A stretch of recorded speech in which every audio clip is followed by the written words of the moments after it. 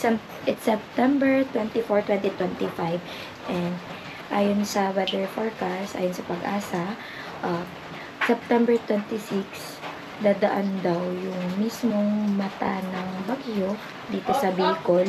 Pinakaisapan nyo din, mama, na isamang hakutin yung ibang kagamitan din sa bahay. Yung yung mga gamit sa pagtrabaho. Kagamitan sa Semento. pagtrabaho, mga semento. Yung bakal.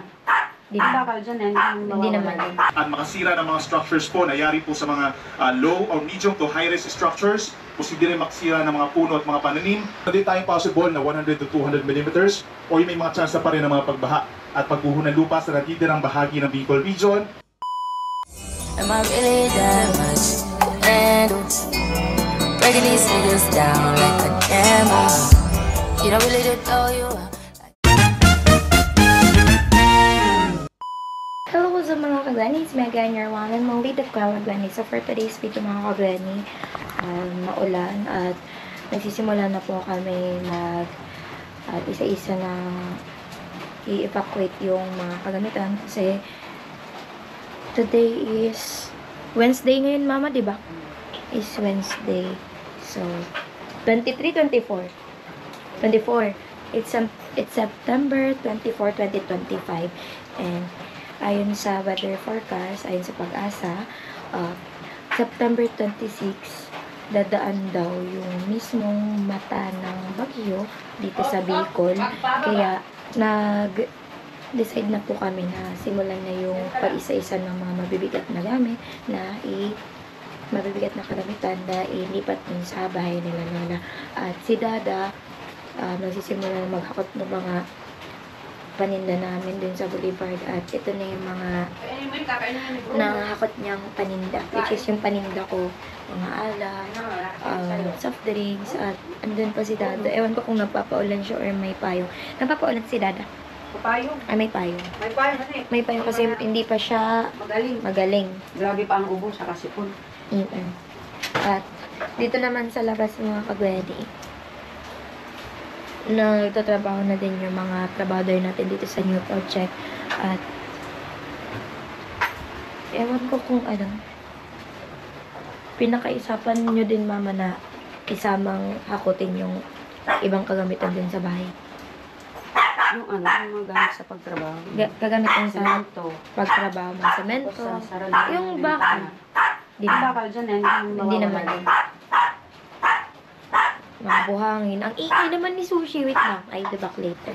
A few moments later. Tayo, nakapatisay na rin kami ngayon. Hindi na kami matitinda mamaya kasi nagsimula na yung bugsong hangin at malakas na ulan.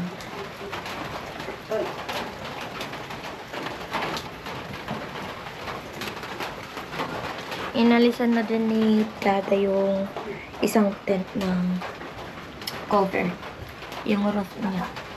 Which is yung trapal. Para hindi mapunit. Kasi once nandyan kasi sa boulevard, asahan nyo na malakas yung hangin.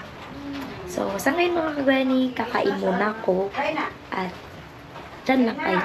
At ako'y babalik ulit. Yan po mga gwini at nilipat na po yung mga semento dun sa mas mataas na lugar kung saan hindi siya mababasa.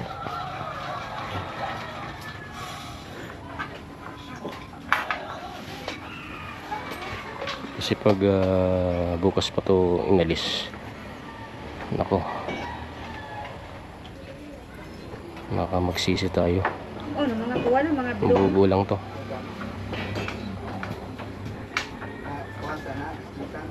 Naagnawan.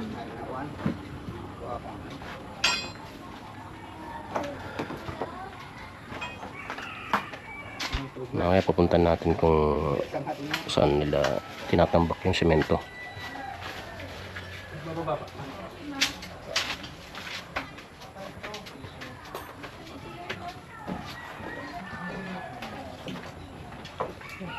Samantalin muna natin tong pagkatungtong kasi ayan, tumila na naman yung ulan. Kaya kailangan mailipat na yung dapat ilipat. Especially itong semento. Importante pa naman. Sayang lang kung mabubuo.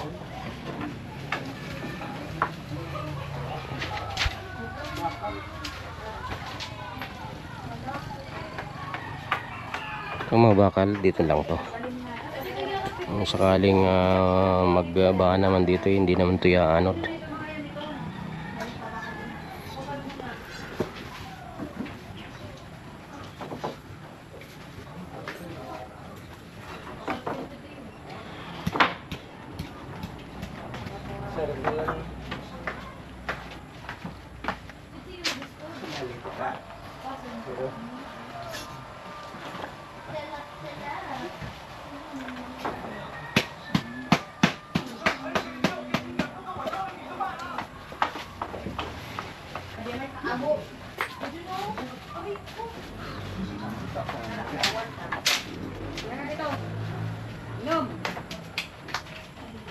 At yan po yung panghuling semento.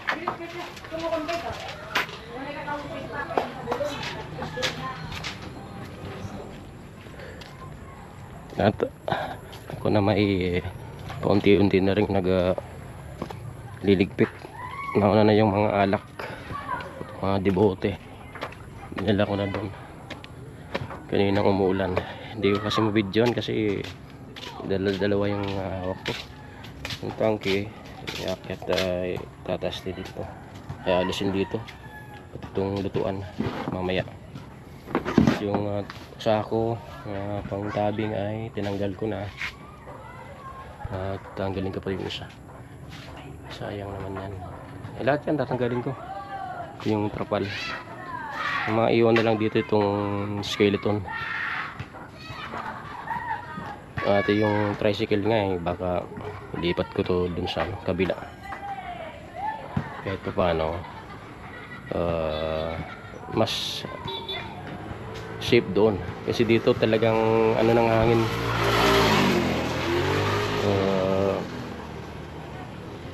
Centralized ang hangin dito. Kaya hindi ko alam kung ano mayayari dito sa tricycle na to kung iiwan dito habang bumabagyo. Yan po. At yung mga upuan na yan, bababa rin. Wala pa kasi akong katulong tulong sa pagbubuhat.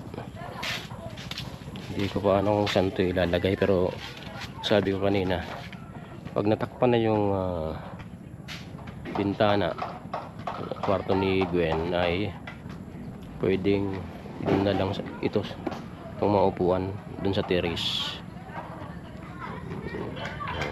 Mas safe doon kasi nasa taas. Bababa na lang pa isa-isa, pwede na naman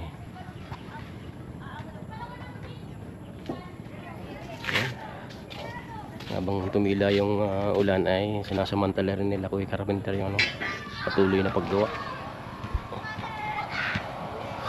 Kasi sayang ng oras. Samantalin na habang wala namang ulan. Maya ulan naman yan. Ano pa lang to, ambon-ambon. Kasi malayo pa naman yung bagyo. Nasa east of Mindanao pa. Ilang libong milya yung layo. Kaya inasang mga bukas ng gabi, ayun, bakbakan na yan. Sana ay makuhanan natin ng clip or video. Kung hindi pa masyadong delikado, pwede natin gawin yon. At ako na may papatuloy na dito sa aking ginagawa.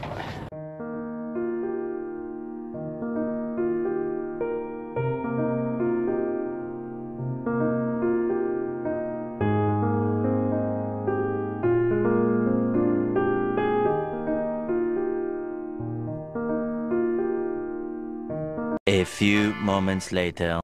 Yes, ay back mga kagani. So, kung mapapansin nyo, may naririnig kayo nagsasalita. Maya po kasi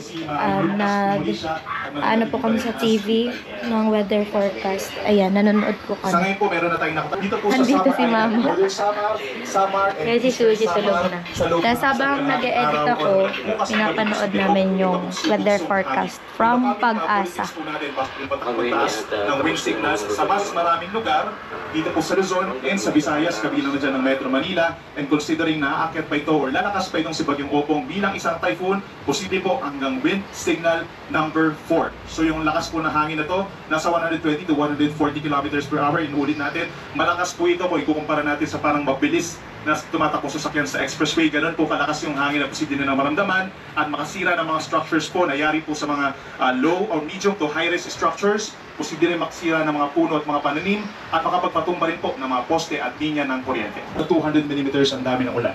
Meron din tayong possible na 100 to 200 mm o may mga chance pa rin ng mga pagbaha at pagguho ng lupa sa natitirang bahagi ng Bicol Region, Samar and Eastern Samar. Habang meron na tayong yellow yellow advisory or 50 to 100 mm, posible rin yung minsan malalakas na ulan simula po bukas ng tanghali hanggang sa Friday ng tanghali. As far as Isabela, kung mapapansin po nila, affected na rin po ng malalakas sa pag-ulan dahil doon sa outer rain bands ng bagyo. Pag-uwi niya at nagli-layout na si tatay, gagawing hagdan.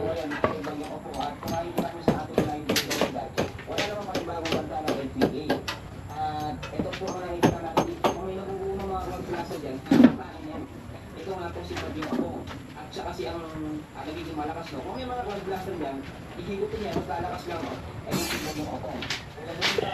May bagyo, may hakala. Dun sa taas ay naitayo na nila Kuya Carpenter yung mga bakal na may anilyo na para sa poste.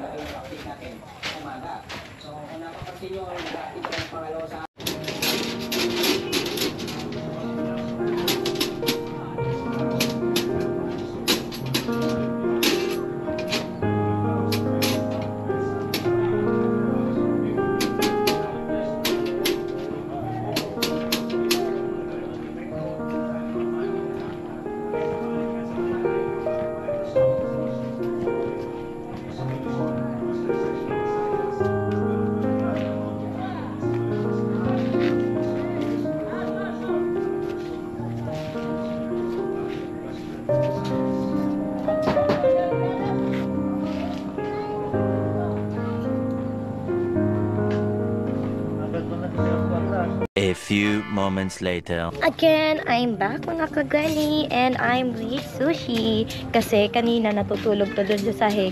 Tapos, naramdaman niyang humakbang ako sa kanya. Sumilip pa yan, akala ko hindi susunod sa akin. Yun pala. Pag suot ko ng slippers, andun na sa labas. Akala niya magbubrum-brum kami ni Dada. So, ayun mga kagani, nandito ako sa Boulevard. So, nag-decide na po si Dada na alisin tong cover ng tent. Kasi sayang to kung masisira lang. Sisirain to ng Bagyong Opong, di ba? Kasi sabi dun sa weather forecast, malakas daw yung hangin. Tsaka dito, kahit walang bagyo, malakas talaga ang hangin dito sa Boulevard. Diba da? Nasa parting grasya. Yeah. Talagang salpak. Salpakan ng hangin. Tinanggal ko muna yung mga lubid na siyang nagpapatibay o kumakapit sa tent. Yeah. Para hindi may lipat pag umangin. At ayun mga kagani, sinaman ko na din si Dada na mag-vlog dito kasi hindi niya kakayanin kung siya lang. Walang madaldal dito kasi siya busy siyang busy siyang inaalis tong cover. So ayan na, sinisimulan niya na. Sushi, ang bigat naman. Napapakalga pa. Gusto mo dun sa ano? Dun ka sa tricycle, baby. Wait ka lang dyan. Di naman tayo magbubrum-brum, ha? Nasanay na kasi to kapag lalabas na sa pintuan. Akala niyo magbubrum-brum kami. Dyan ka lang. Dyan lang ikaw. Huwag bababa, ha? Shh. Dyan lang, ha? Kasi may ginagawa si Mami. Tapos si Kuya Dada, oh.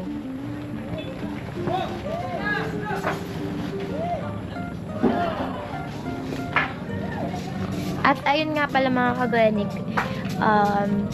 yung cover lang ang aalisin kasi itong bakal hindi naman to tatangayin kasi nakatali dyan sa semento. Dyan, oh. Di ba da? Tama? Nakakadena siya. Nakakadena. May ano siya, may kasalanan siya. May kinadena ko siya. O kapag may kasalanan ka, Sushi, kakadenahin ka rin. Yung Sushi, nakatingin, no? Nanonood kay Dada. Tapos dun sa kabilang tindahan, kapitbahay namin, nagsistart na din silang mag-evacuate ng mga kagamitan like yung video okay. Yung sa amin kasi kaninang umaga pa talagang alis na ni Dada yung video okay. Pinalakad na, charis. Ano yan? Pinasakay mo sa e-bike. Nagsolo siya? Ay, hindi naman. Pinasakay ko sa padjak. Pinasakay mo. Padjak or e-bike? Ay, hindi siya pwede sa e-bike. Pwede rin, kaya lang ginawa ni mama mo padjak. Padjak. Para may kita rin yung para padjak. Sa bagay, kawawa naman. Ilan-ilan na lang din yung yung padjak dito. Kasi mas dumami yung e-bike.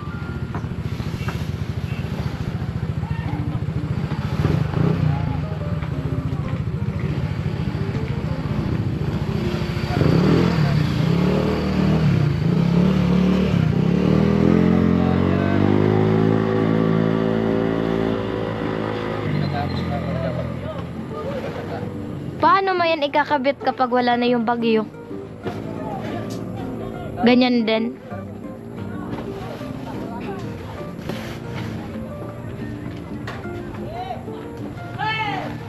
Oh, very good si Sushi. Oh, hindi siya bumababa. As long as na nakikita niya ako dito, hindi yan bababa. Pero kapag umalis ako, aalis din yan.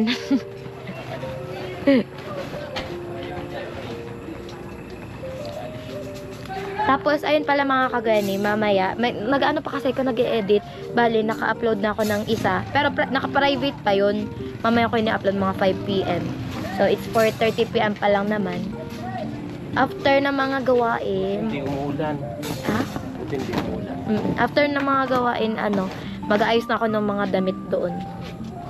Kasi, nakalagay lang yun dun sa higaan ko. So, tutupin ko na and isi-secure ko na din yung mga important papers and also kung ano pa yung mga importante kailangan na natin i-secure para hindi tayo magsisi after ng bagyo. Diba? Diba da? Yes, yun.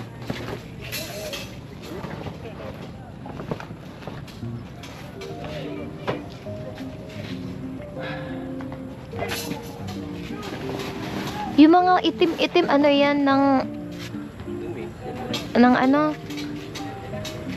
kapag nagluluto. Baka. Oh. Nag-evaporate yung langis. Oo. Yung langis. At Tapos yung mga piligid dito sa tapos yung Dada? Mga alikabok syempre. yung langis kasi matikit siya sa mga ganyang tela. Kahit nga sa semento. Tapos pag dumako, nagiging siya. Hindi siya matatanggal.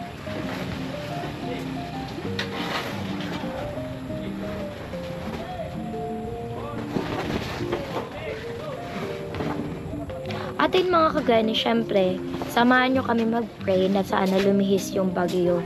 Diba da? Kasi may isang araw pa. Kasi sa Friday na Mag-pray tayo mga kagani na wag nang Bukas ng gabi?